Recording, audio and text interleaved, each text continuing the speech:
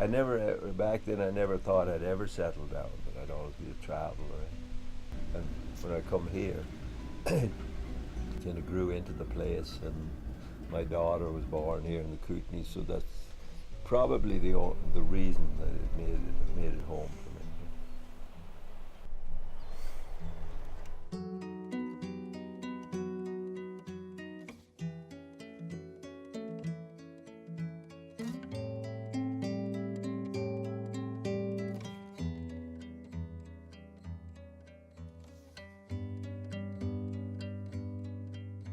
And I can remember when when when people heard of people immigrating to New York, for instance, from the west of Ireland and going there, and they could work like 5 or 6 days a week and have vacations. We didn't quite know what vacation meant.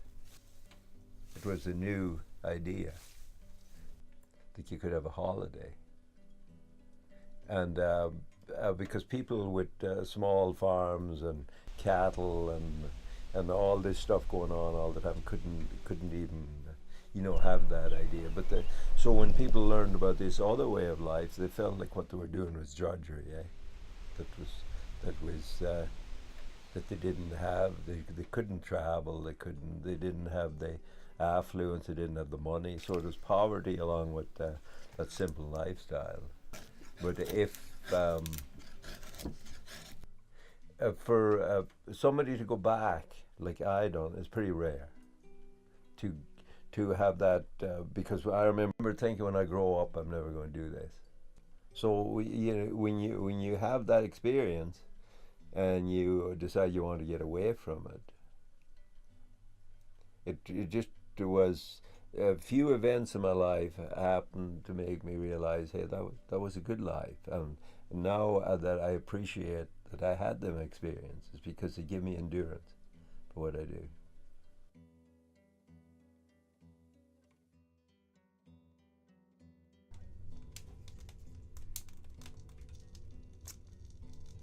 Parties, I decided, this work that I'm doing is totally meaningless to me. Going out there and putting 3 bags on and making a bunch of money, and any amount of I got so that this is just playing figures for the government.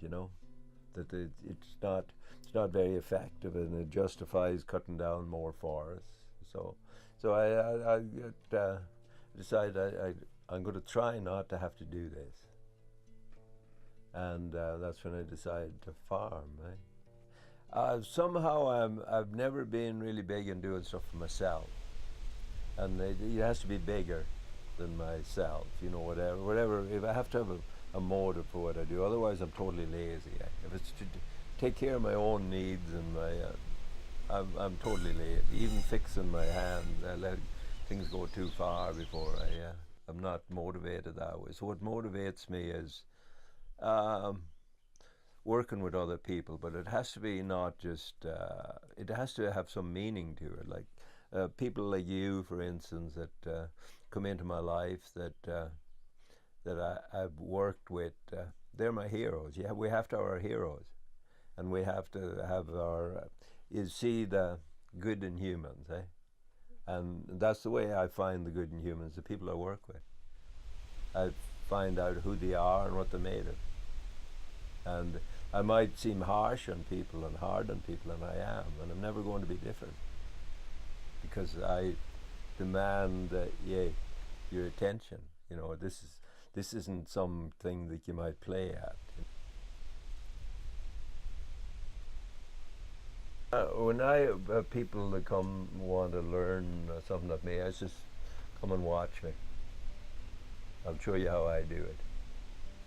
And that's where I start with people. That I have demand of people that people be observant. I think for a person to learn horses out of a book is pretty difficult, and with information. And if you don't have the yeah, some sort of a connect. Like a lot of people, I find that with their first introduction to the horse, they treat it like a machine. Like you say whoa and the brakes are on, And to me, it's more like being on a boat in rough water, that there's always movement going on, and you always have to be in touch with the movement with horses. You can't just say, oh, I got that figured out, and then drift off. When you do that, your horses drift off. So it takes a lot of focus. I think it's a lesson right in the horses. It keeps you humble, because you know, with a tractor, people get on a big machine and they have that power.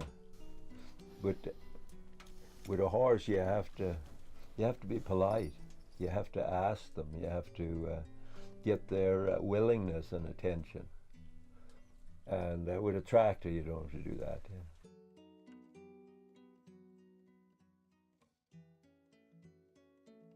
He was a fellow that worked for me for off and on for a couple of years.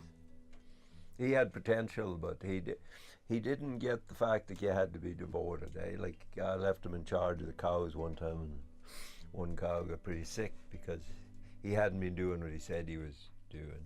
He'd been going off to the beach, spacing it all out and getting stoned, you know. Yeah. So I had a falling out over a cow. I think in today's world it's not necessary, because when we depend on an industrial system for our survival, we might protest all that and think that we're defeated and so on, but it still works, eh? But if we want to get our power back and be able to do things for ourselves and not pay other people to live our lives for us, we have to be devoted. We have to learn stuff and stick with it. We have to. It will define our lives instead of us defining